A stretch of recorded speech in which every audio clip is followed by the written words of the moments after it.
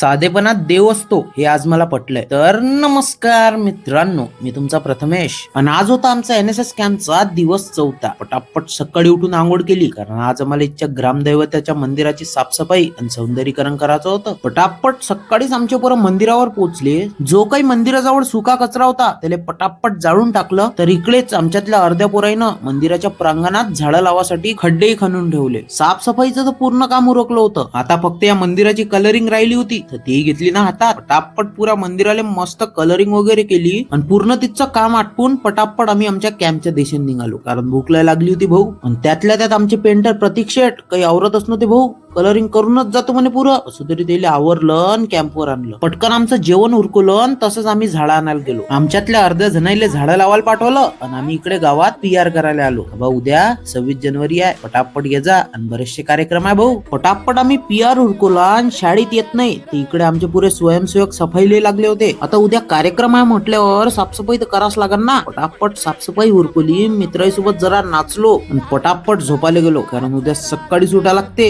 उद्या खतरनाक कार्यक्रम आहे, ते पाहायचं असन तर आपल्या पेजला आताच फॉलो करून ठेवा. भेटतो मी उद्या. तोपर्यंत जय महाराष्ट्र.